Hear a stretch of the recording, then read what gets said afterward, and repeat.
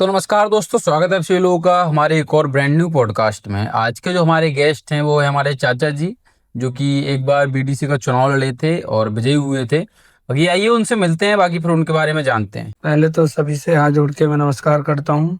पहले तो मैं उनको धन्यवाद इसलिए देना चाहूँगा कि उन्होंने अपने स्टूडियो में आने के लिए हमें अवगत कराया और मैं यहाँ पे आया। तो इसी के साथ साथ मैं सोनू राठौर, ग्राम निवासी नियामतपुर का रहने वाला हूँ। जैसे कि हमारे भतीजे ने बताया कि इससे पहले हम क्षेत्र पंचायत यानी बीडीसी का चुनाव लड़े। तो चुनाव लड़े और चुनाव लड़ने का कारण मेरा ये था कि जैसे सभी लोग कहते थे कि आप जो है अच्छे आदमी हैं, हमारे ऊपर विश्वास करते थे। तो हमने कहा कि क्यों ना एक बार ट्राई किया जाए। लोग आश्वासन देते हैं, सही है या गलत। तो इस आश्वासन को जानने के लिए मैंने चुनाव लड़ा और मैं सभी लोगों के विश्वास पे खरा उतरा और मैं चुनाव में विजय।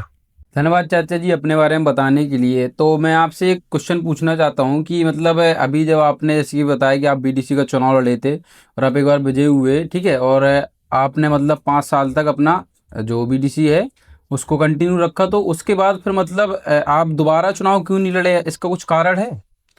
मैं दोबारा चुनाव इसलिए अभी नहीं लड़ा हूँ क्योंकि जिस कारण जैसे कि जो क्षेत्र पंचायत बनाया जाता है तो सरकार की कुछ कमियां हैं कि क्षेत्र पंचायत को काम करने की सही से अनुमति नहीं है और उसके पास कोई पर्सनल निधि नहीं होती है उसकी। अगर उसके पास निधि हो तो वो भी ग्राम प्रधानों की तरह अपना कार्य करवा सकता है, जनता का विकास करवा सकता है। जब उसके पास कोई निधि नहीं है तो वो वंचित रहता है अपने कार्य कराने से, इसलिए वो जनता की कोई किसी प्रकार मदद नहीं कर पाता है।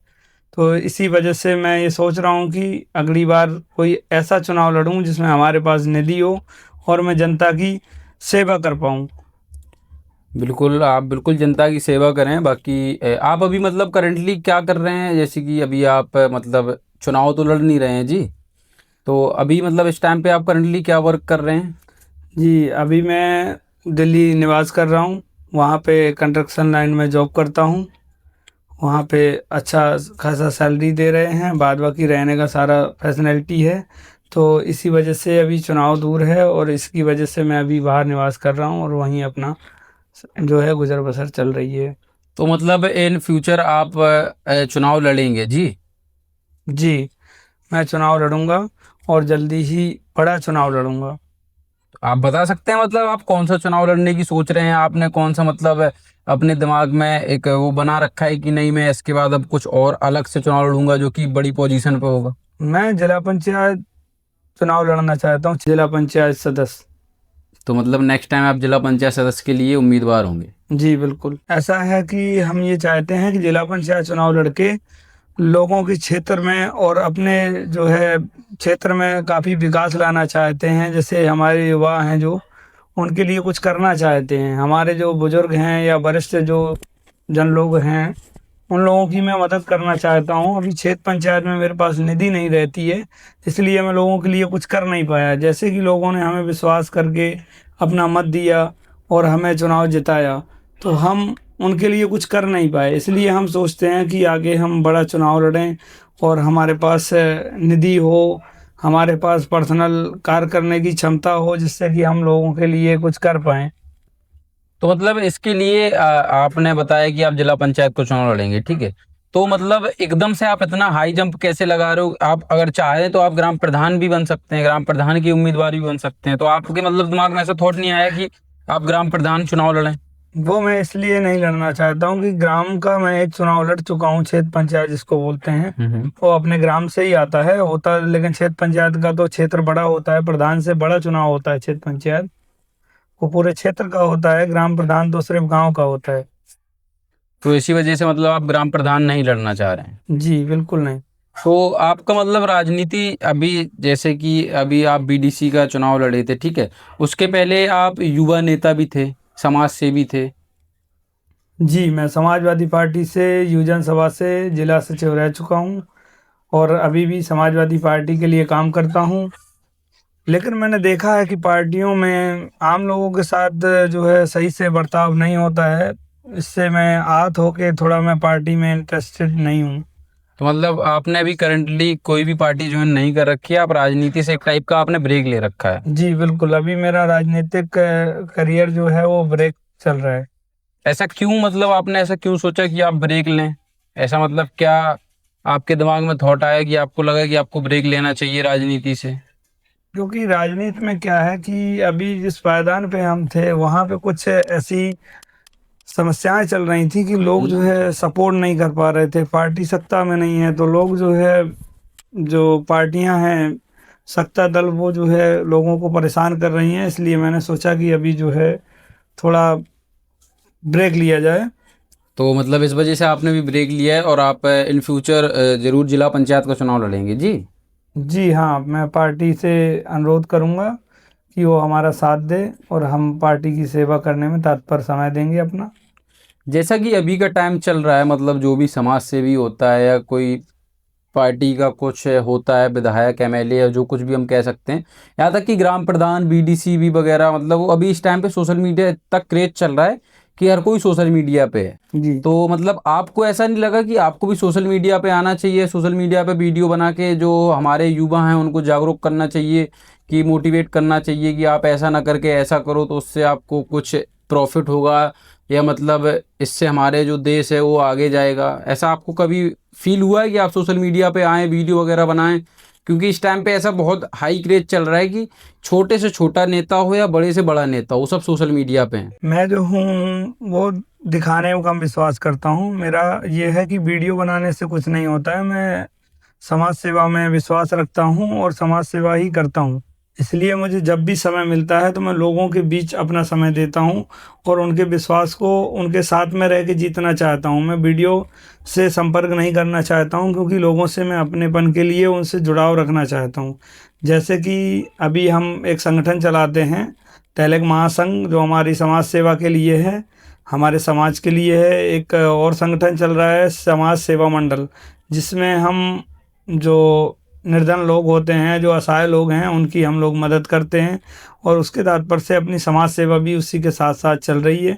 इसलिए हम नहीं चाहते कि किसी का वीडियो बना के किसी के साथ वायरल होने से बढ़िया है कि किसी के दुख में उसका साथ दिया जाए और लोगों के साथ हम साथ रहा जाए। तो मतलब आप सोशल मीडिया ज्वाइन नहीं कर रहे हैं, इसका कारण मतलब ये है कि आप पब्लिकली अपना कुछ भी अगर किसी की आप मदद करते हैं या कुछ भी किसी के साथ अन्याय होते देखते हैं तो उसको आप ऑनलाइन नहीं दिखाना चाहते हैं जी? जी बिल्कुल। तो मेरा आपसे एक क्वेश्चन है कि आप मतलब आपने पढ़ाई कहाँ तक करी है? जी मैंने बीएससी कर रखी है, बैचलर ऑफ साइंस। तो मतलब आपने जब बीएससी कर रखी है बैचलर ऑफ साइंस से, तो आपको मतलब ऐसा नहीं लगा कि आपको पढ़ाई में ही आगे जाना चाहिए? आपका राजनीति में मतलब कदम कैसे पड़ा इसके रिलेटेड? हमें ये लगा कि देखो, पढ़ाई तो हम कर ही रहे थे, साथ साथ में जॉब की भी तैयारी कर रहे थे। कहीं ना कहीं हाइट वगैरह कम होने के कारण ऐसे चांसेस नहीं हुए। पढ़ने में इतनी इंटरेस्टेड भी नहीं था कि जो है पढ़ाई में कहीं सफल होकर ज़्यादा अच्छी जॉब मिल जाए। इसलिए हमने सोचा, जैसे हमारे माननीय जन नायक जैसे कि राकेश राठौर सीतापुर सांसद जी हैं, उनसे हमें प्रेरणा मिली और उनको देखते देखते हमको भी ऐसा लगा कि हमारे समाज में जो है राजनीति की बहुत कमी चल रही है। तो इस वजह से हमने भी सोचा कि माननीय सांसद जी के साथ क्यों ना हम भी राजनीति करें और अपने लोगों से जुड़ें, और उनकी मदद करने के लिए हमने राजनीति अपनाई।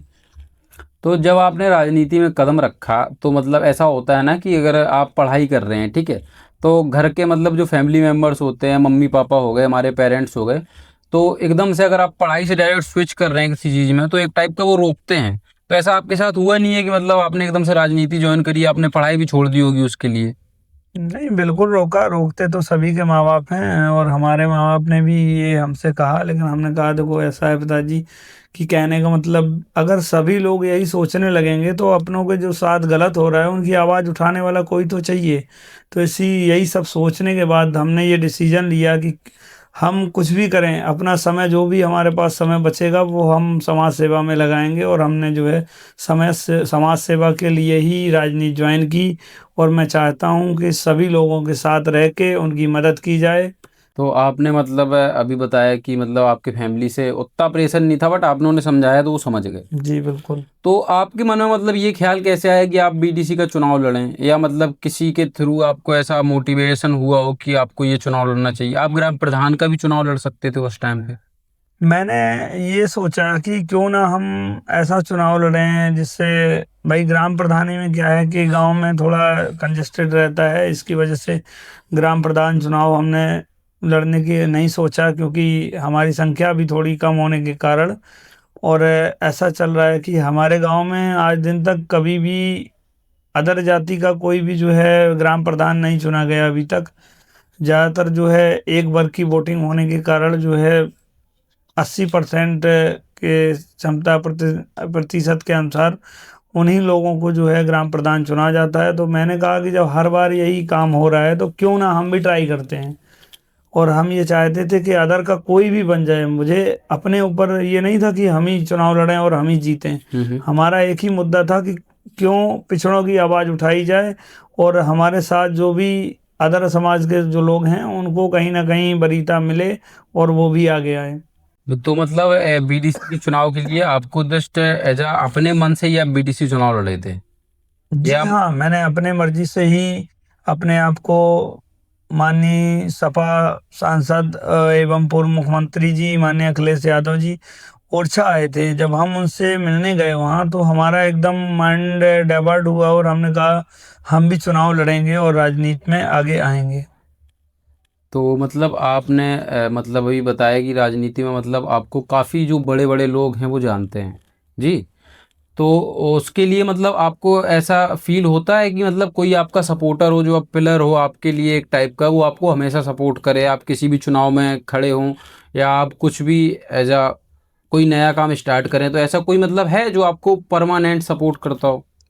ऐसा तो कोई नहीं होता है, क्योंकि देखो हमने ये देखा है और अनुभव किया है कि जब तक लोग सफल नहीं होते तब तक उनका सहारा कोई नहीं होता है। लोगों को अपने ऊपर विश्वास करके ही और अपने आप को मजबूत रख के ही आगे जो है कदम बढ़ाने चाहिए।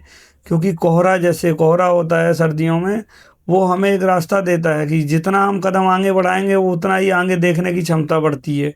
तो उसी प्रकार हमने ये कहा कि कोई हो ना हो लेकिन हम अपना कार्य जो है प्रगति पर रखेंगे। और उसी के साथ साथ हमारे जननायक जो माननीय सांसद राकेश राठौर सीतापुर हैं, उनसे हमें सीख मिली और वो हमारे प्रेरणा स्रोत रहे। और हमारी जो भी मदद है, हमें अगर कोई कभी भी कोई दिक्कत हो या हमें किसी जानकारी की ज़रूरत पड़े तो आशीर्वाद की रूप में वो हमें हमेशा हमारी मदद करते हैं और हमारे साथ जो है तन मन धन से सहयोग भी करते हैं। तो मतलब राजनीति में आने से पहले आपने ये नहीं सोचा था कि आप बिजनेस भी ट्राई कर सकते हैं या? नहीं, बिजनेस के बारे में हमने कभी नहीं सोचा, क्योंकि हमारा जो है बचपन से ही लगाव है कि हम लोगों के बीच रह के उनकी मदद करें और उनके बीच रहें, उनका दिल जीतें।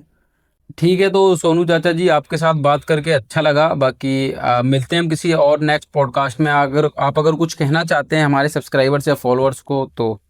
मैं तो यही कहूँगा कि अपनों के बीच रह के अपनों की मदद करना सीखें और अपनों का साथ देना सीखें। क्योंकि हम जो सक्षम लोग होते हैं वो अगर एक दूसरे की मदद नहीं करेंगे, कोई कोई दूसरा भी मदद नहीं करेगा।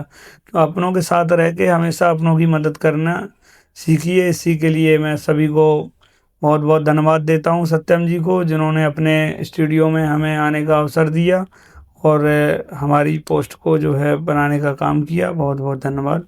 धन्यवाद आप सभी लोगों का ये पॉडकास्ट देखने के लिए। बाकी मिलते हैं नेक्स्ट किसी पॉडकास्ट में, तब तक thank you for watching guys, keep loving and keep sharing. Thank you guys.